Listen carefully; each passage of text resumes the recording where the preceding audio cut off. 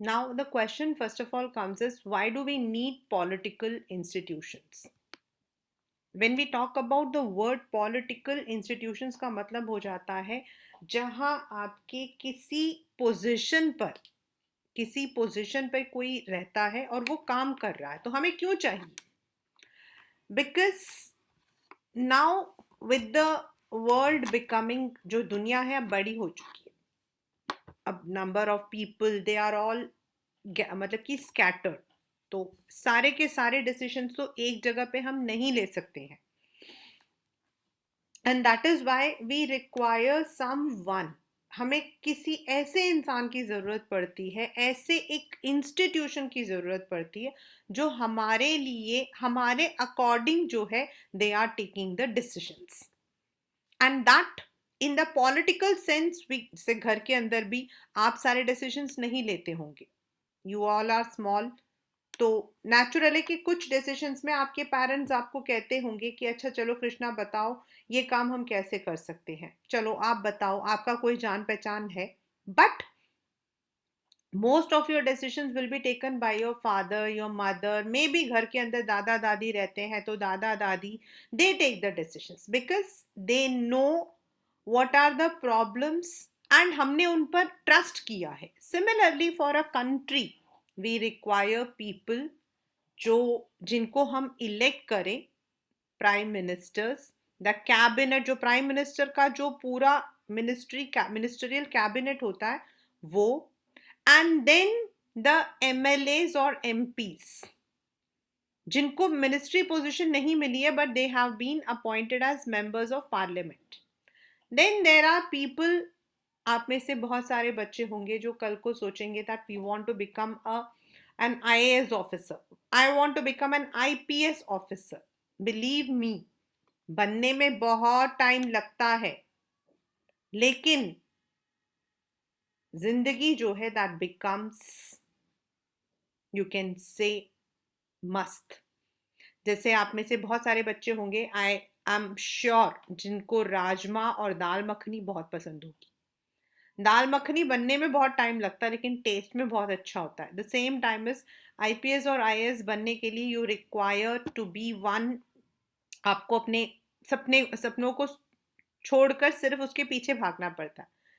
They are one who are responsible for, ministers आएंगे ministers जाएंगे, अभी यूपी में गवर्नमेंट है, मतलब कि अभी योगी आदित्यनाथ का है, हो सकता है वो मतलब कि दोबारा से इलेक्ट हो जाए, हो सकता है कोई और पॉलिटिकल पार्टी आ जाए, हो सकता है बीजेपी ही आए और योगी आदित्यनाथ की जगह कोई और चीफ मिनिस्टर बन जाए, बट जो आपके सिविल सर्वेंट्स होते हैं, द आईएएस, द आईपीएस, आपके जैसे उसके ऑफिसर्स होते हैं, कमिश्नर्स होते हैं, they are always there. Then if in case any time, Indian constitution के अकॉर्डिंग अगर हम डिसीजन भी प्राइम मिनिस्टर को ही लेने के लिए बोलते हैं और अगर कोई गलती होती है वो भी वही करेंगे, तो व्हाट विल हैपन इज वो सिर्फ अपने फायदे का, they will be taking the decision. So that is why in our country we have a separate judiciary.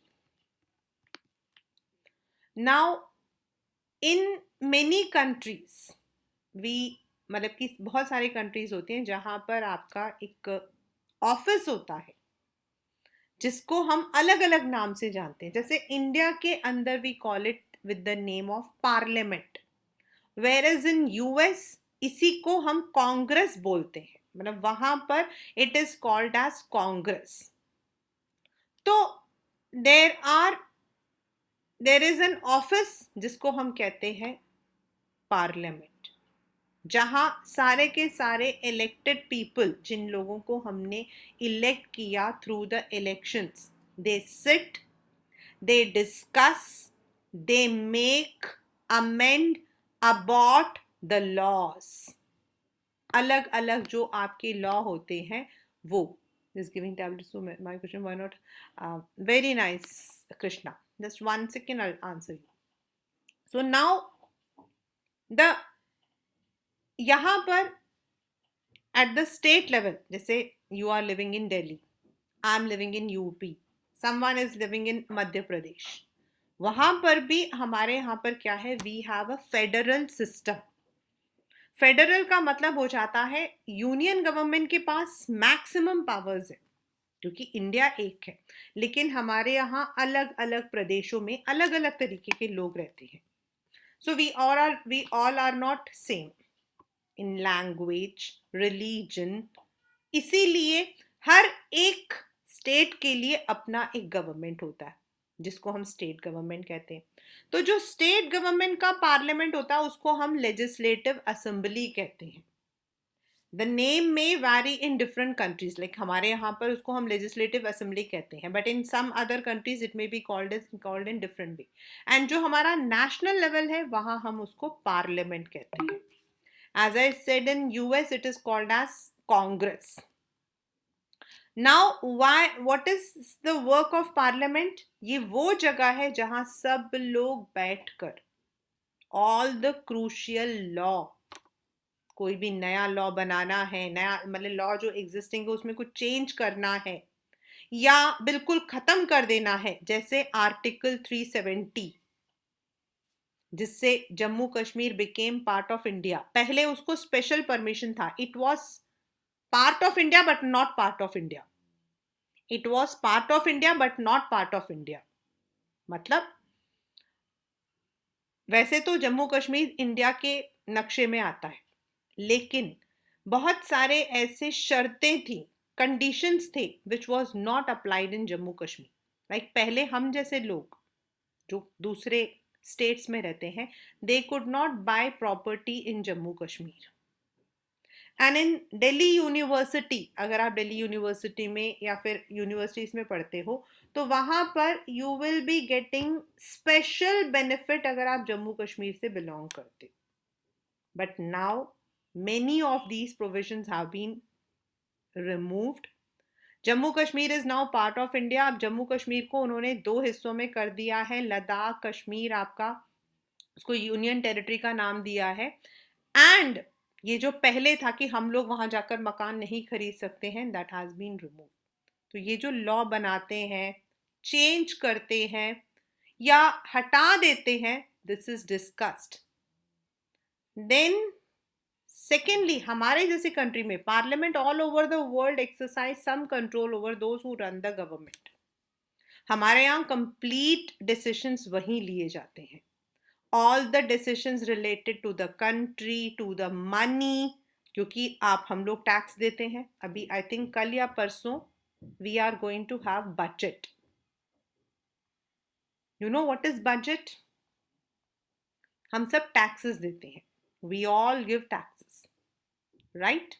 Now ये जो टैक्सेस होते हैं, then we are paying other revenues. इनको गवर्नमेंट जो है, व्हाट इट डज इट उन पैसों को इकट्ठा करती है, income tax, sales tax, GST, सब कुछ। एंड उसके बाद what do they do is उस टैक्सेस को अलग अलग जगहों पे खर्च करती है। फॉर एग्जाम्पल, अगर हमने टैक्स दिया है in what we call as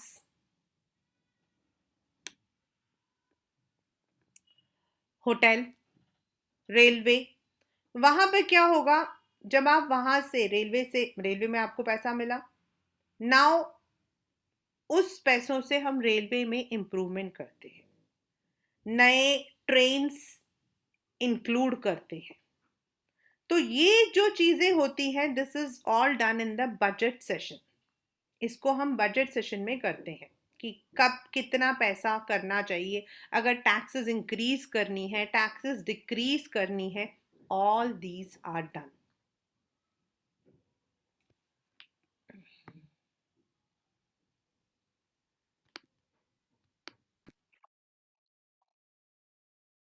so whenever we have, ये पब्लिक जो मनी होती है इसको कैसे खर्च करना है, how we are going to spend this money, this all is decided only in the parliament। और अगर पार्लियामेंट नहीं होगा तो हम कैसे डिसाइड करेंगे?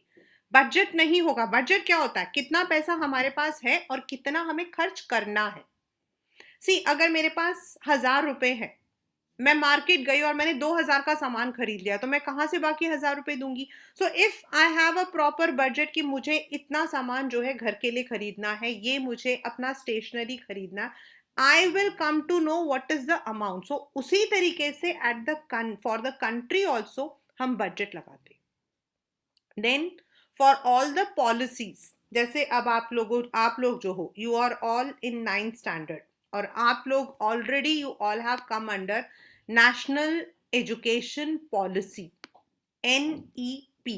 आप लोग ऑलरेडी जो हो NEP में आ चुके हो। सो दैट मीन्स ये जो पॉलिसी है कैसे बनी थी? क्या ये एक दिन में बन गया था? No. The teachers, the principal, anyone who is related to education, सबसे कुछ ना कुछ discussion हुआ। Then on the in the parliament the things are discussed. So that is why we require what we call as parliament. Now, as second is parliament में कौन है? Who is in parliament? Now हमारा आता है parliament। तो parliament में कौन है? We have two houses. Now why do we have two houses? This is not in every country you have two house. हमारे यहाँ पर है। Why? This is again because in our country we are having different people living in different areas.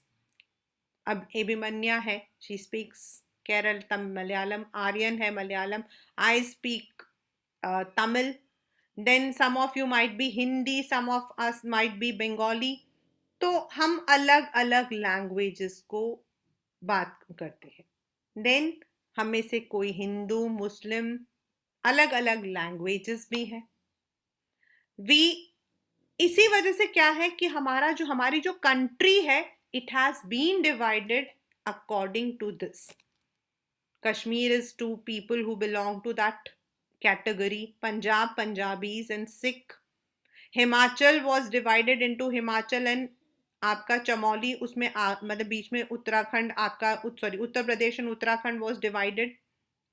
Then those Bihar and Jharkhand, Tamil Nadu, everyone has their own language, और इसीलिए we require two kinds of governance, we require two kinds of executives जो हमारे देश को चला सके।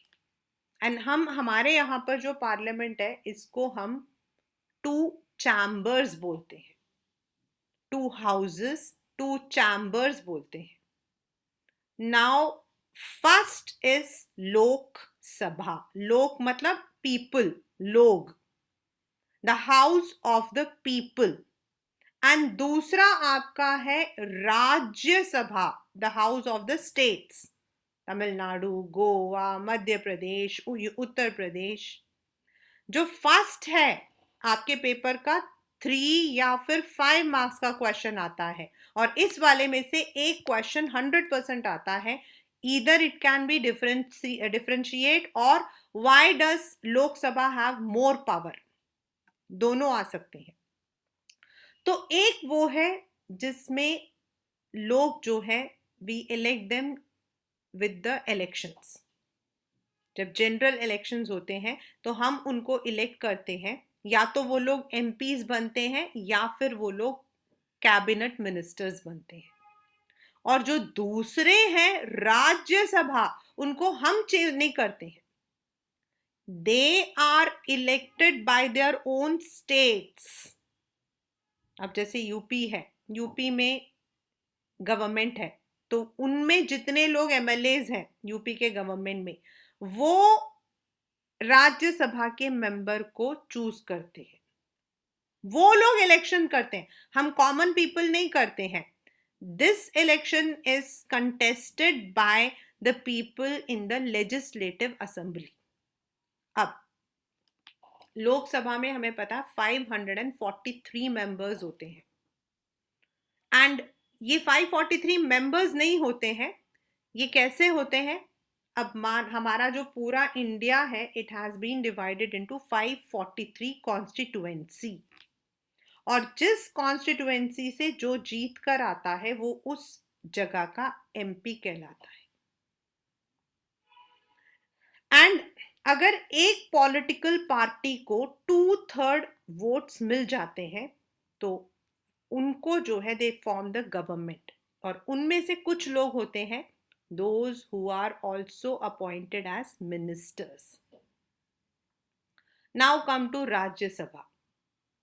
अब राज्यसभा में 250 मेंबर्स होते हैं, लेकिन ये जो 250 मेंबर्स होते हैं they are not from all the states equal. Delhi छोटा है तो दिल्ली से 1 या 2 एमपीज होते हैं। यूपी बड़ा है, उसमें से 8 होते हैं। गोवा छोटा है, उसमें से 1 होता है। इनका टेन्योर होता है 5 इयर्स का, 6 इयर्स का।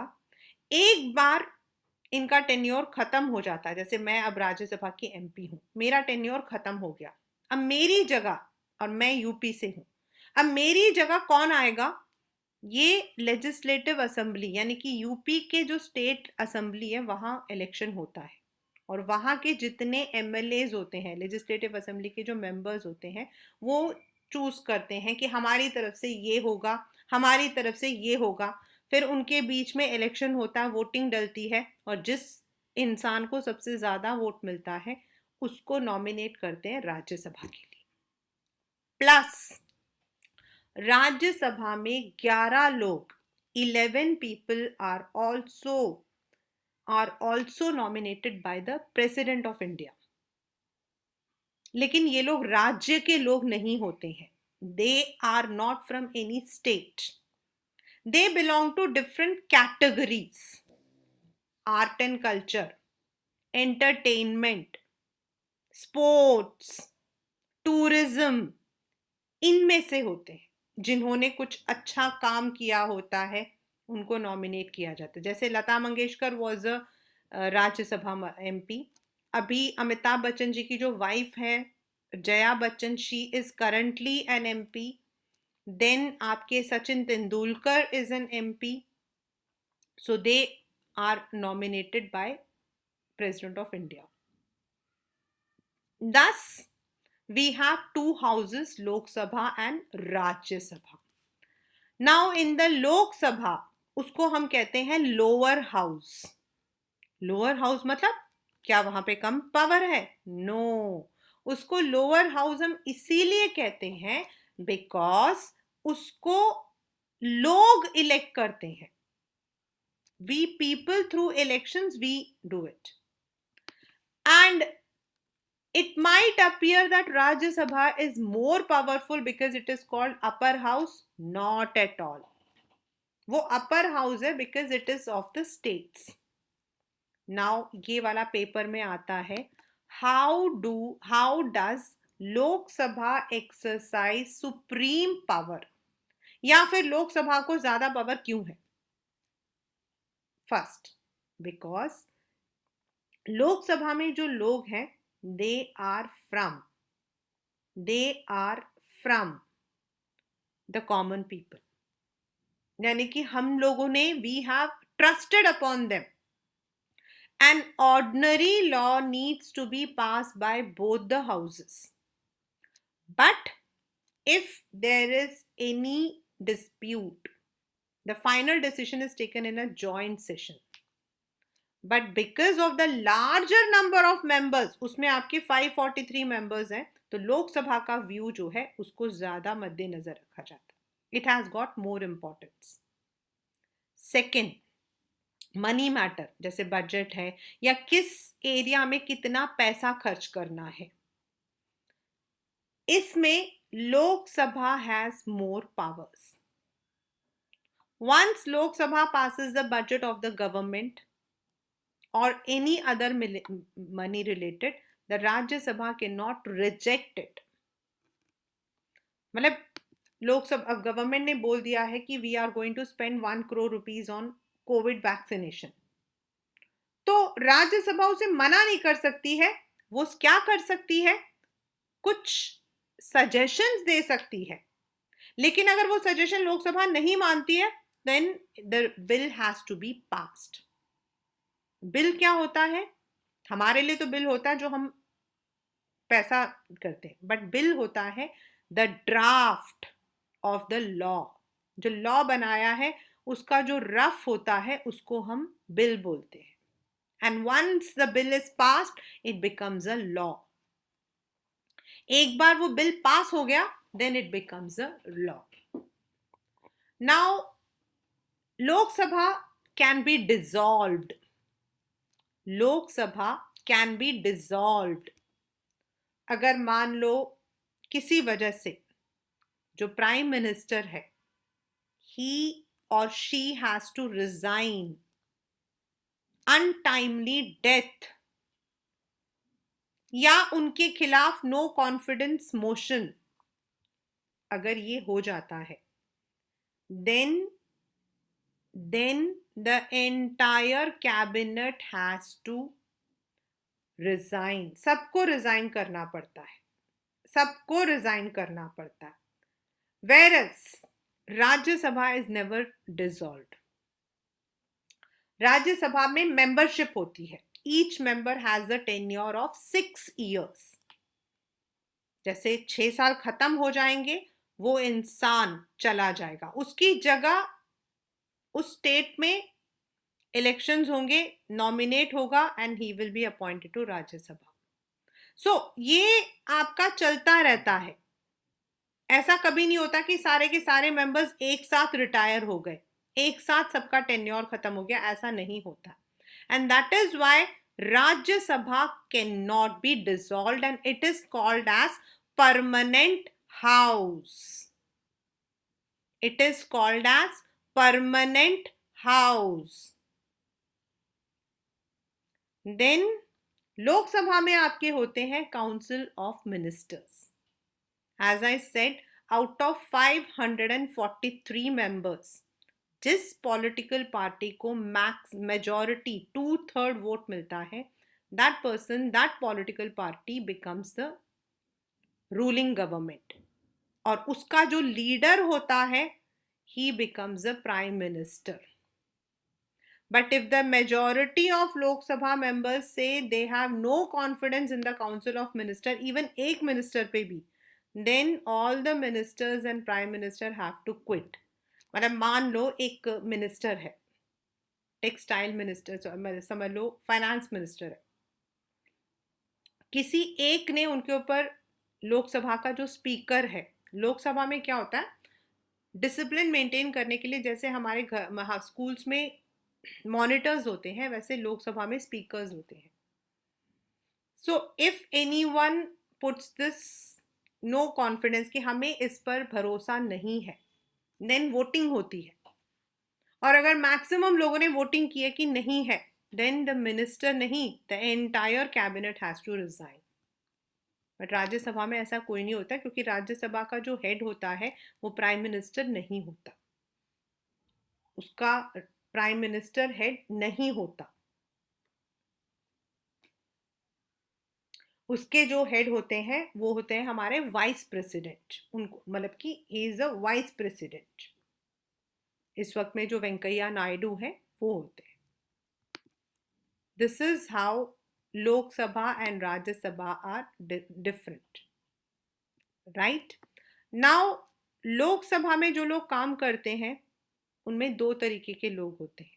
एक होते हैं MPs, members of parliament. Those who have been, even वो हार भी, मतलब उनका जो उनकी जो पार्टी है it is not in the political power, लेकिन अगर वो अपनी कॉन्स्टिट्यूएंसी से जीत के आए हैं तो that person becomes a MP. दूसरे होते हैं जो रूलिंग गवर्नमेंट है उनके कैबिनेट मिनिस्टर्स, और इन सबको हम बुलाते हैं पॉलिटिकल एग्जीक्यूटिव्स. यानी कि ये लोग थ्रू द इलेक्शंस इनको हम इलेक्ट करते हैं. एंड दूसरे होते हैं आपके परमानेंट एग्जीक्यूटिव्स, यानी कि दे आर नॉट इलेक्टेड. उनको हम इलेक्ट नहीं करते हैं. हम में से जो लोग एग्ज़ाम लिखकर, यूपीएससी या फिर एसएससी का एग्ज़ाम लिखकर हम लोग जो पोजीशंस लेते हैं, we are called as permanent executives. और एग्जीक्यूटिव कौन होता है? एग्जीक्यूटिव का मतलब होता है एग्जीक्यूट करना, यानी कि जो डिसीशंस हैं उनको लागू करना।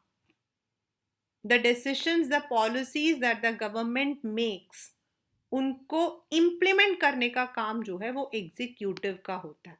दे are called as executive because they are in charge of the executions of the policy of government. And we have two executives, political and permanent.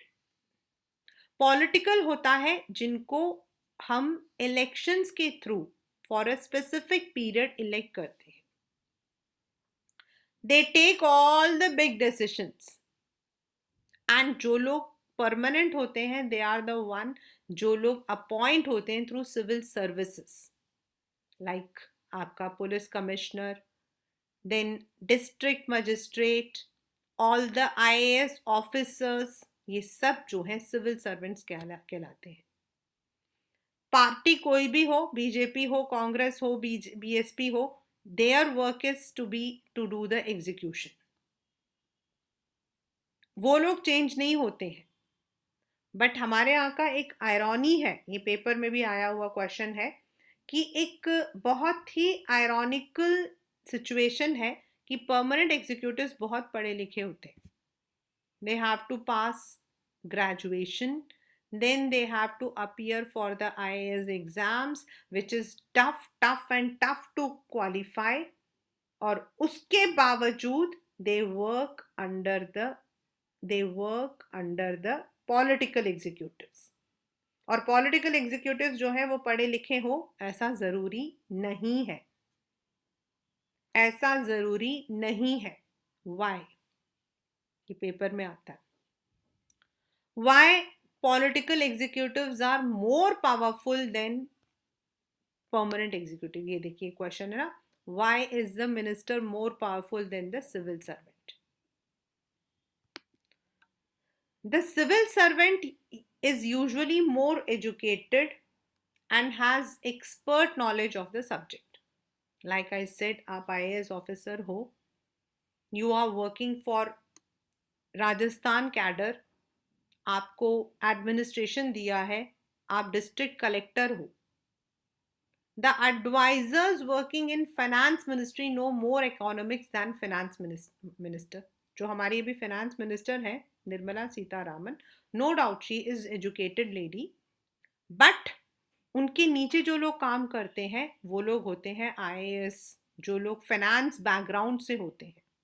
Some of them are chartered accountants, some of them are auditors. Sometimes the ministers may know very little about technical matters that come under their ministry. अब जरूरी तो नहीं है ना कि defence minister जो है उसको डिफेंस के बारे में सब कुछ पता होगा, या फिर जो हेल्थ एंड साइंस का मिनिस्टर है उसको पता होगा। But why do they have more power? Because they have been elected by the people. हमें पूरा भरोसा है कि हमने जिस पॉलिटिकल पार्टी को इलेक्ट किया है वो हमारे लिए प्रॉपर मिनिस्टर्स अपॉइंट करेंगे।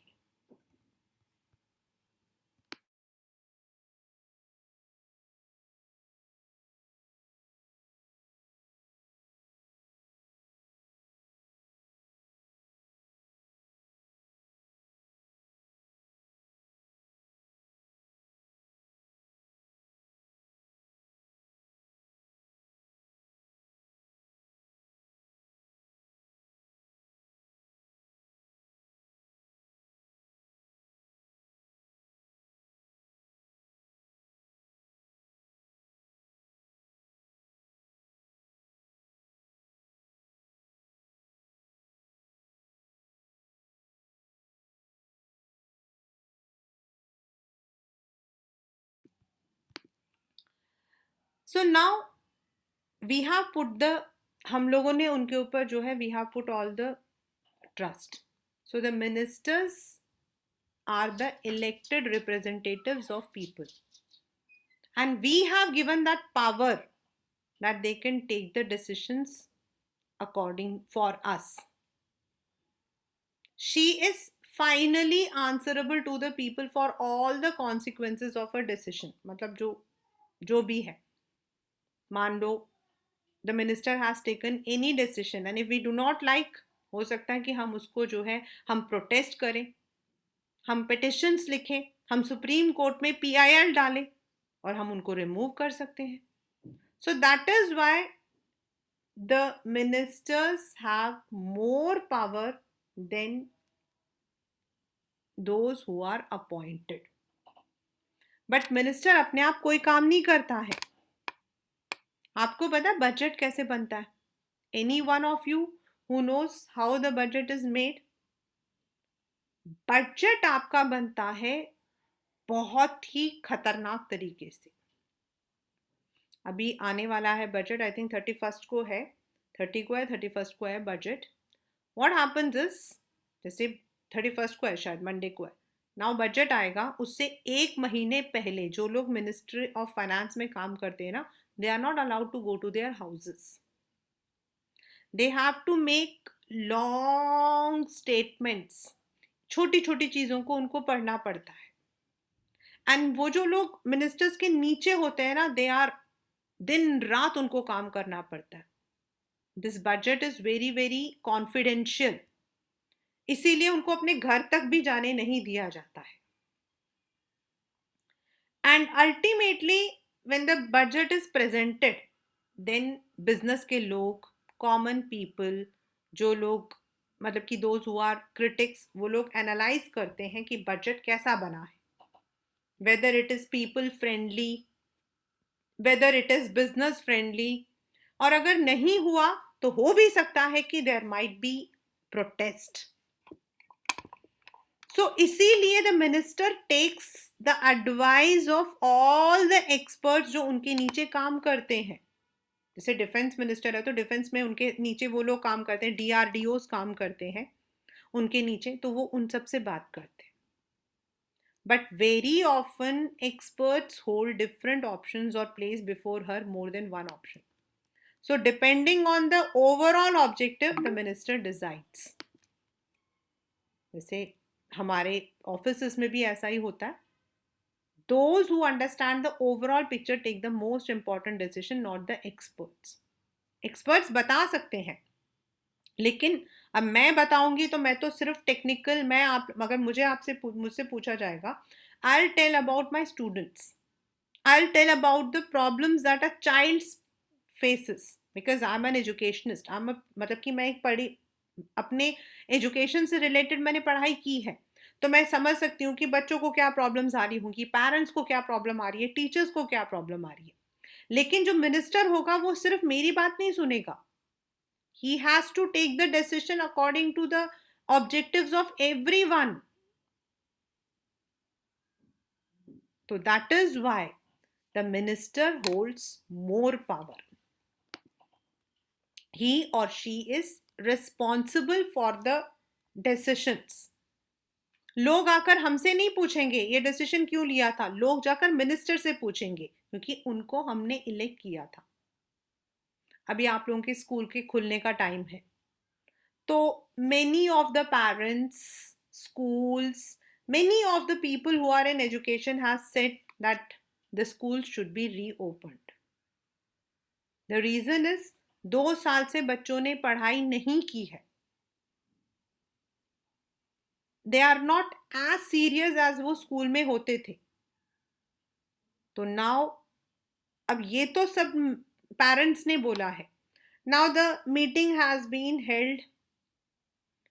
Now the minister has to decide. कल को मान लो उन्होंने खोल दिया, कोरोना बढ़ गया, भगवान ना करे लेकिन बच्चों को इफेक्ट हो गया, देन पेरेंट्स तो जाकर मिनिस्टर को पकड़ेंगे ना. और इसीलिए every decision is taken with consultation of the experts, लेकिन मिनिस्टर जो है वो मतलब की करता है बिकॉज वो जो है ही और she is answerable to the people. Now हमारा सबसे पहला आता है प्राइम मिनिस्टर. आपके पेपर में प्राइम मिनिस्टर का आता है how he is appointed and what are the functions of prime minister. Second question आता है जो आपके कैबिनेट मिनिस्टर्स होते हैं, यानी कि प्राइम मिनिस्टर तो हो गया हेड ऑफ गवर्नमेंट, अब उसमें आपके अलग अलग मिनिस्टर्स होते हैं, for example defence minister, home minister, finance minister, तो ये इनको हम बोलते हैं cabinet ministers. Now first, prime minister is the most important political institution in the country. हमारे यहाँ प्राइम मिनिस्टर डायरेक्टली अपॉइंट नहीं होता है. He is the leader of the party, जिस पार्टी को सबसे ज्यादा वोट मिलता है.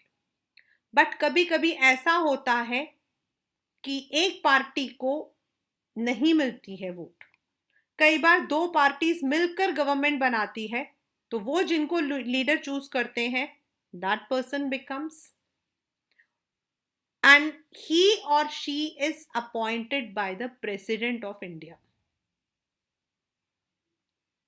उनका मतलब कि उनके पास जाता है प्रपोजल कि हमारे पॉलिटिकल पार्टी का मिनिस्टर ये है, तो देन प्रेसिडेंट उनको बुलाता है and he gives the appointment that you can form the government.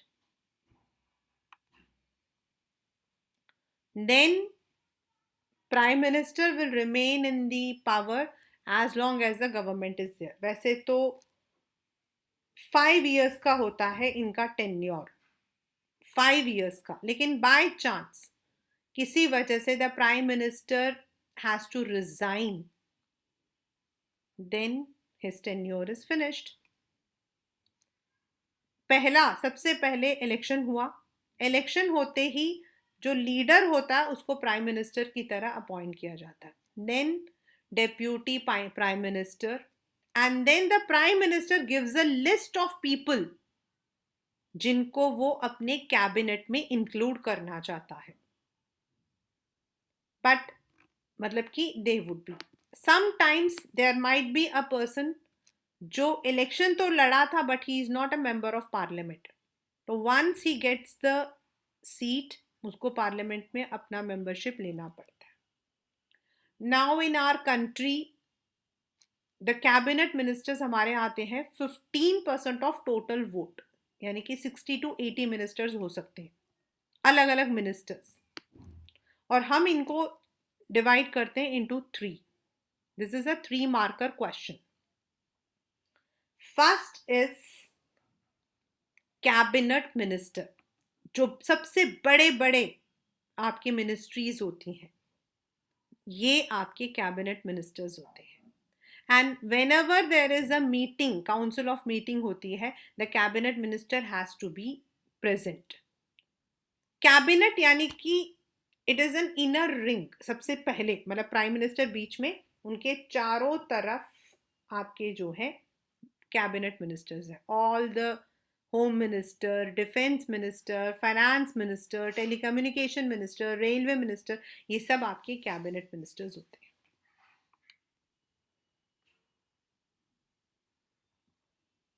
Second आपके होते हैं minister of state with independent charge, मतलब ये छोटे छोटे मिनिस्टर्स होते हैं, जैसे आपका power electricity, this a small ministry, and जब उस मिनिस्ट्री का कोई काम होता है तभी they attend the meetings, otherwise they don't come. इनको हम कहते हैं मिनिस्टर्स विद इंडिपेंडेंट चार्ज, मतलब ये अपना काम पूरा अपने आप कर सकते. They don't need to take every time, they don't need to come and meet prime minister. और तीसरा होता है मिनिस्टर ऑफ स्टेट्स, जो कैबिनेट मिनिस्टर्स के नीचे काम करते हैं. सो बिकॉज आप जो भी काम करते हो,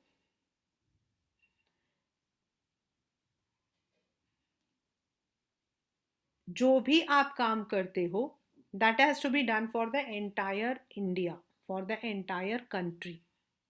So वो लोग क्या करते हैं, बीच बीच में दे मीट, जिसको हम कहते हैं कैबिनेट मीटिंग. जैसे लॉकडाउन लगना था तब एक कैबिनेट मीटिंग हुआ, लॉकडाउन हटाना था तो कैबिनेट मीटिंग हुआ, लॉकडाउन सिर्फ कुछ जगहों पे लगेगा तो कैबिनेट मीटिंग होता है. So that is because we are having a parliamentary, इसीलिए हमारा जो गवर्नमेंट है उसको हम कैबिनेट फॉर्म कहते हैं. They work as a team.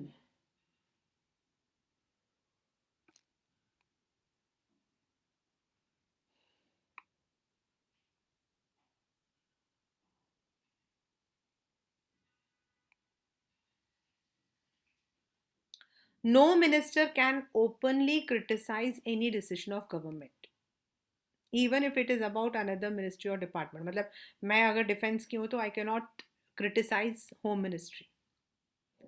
अब ये जो मिनिस्ट्रीज होते हैं ना, इनमें होते हैं सेक्रेटरीज एंड सिविल सर्वेंट्स, और ये जो सेक्रेटरीज और सिविल सर्वेंट्स होते हैं ना, they are the permanent executives. Ministers आपके होते हैं पॉलिटिकल एग्जीक्यूटिव्स, लेकिन जो सेक्रेटरीज होते हैं, जो सिविल सर्वेंट्स होते हैं, दे आर परमानेंट.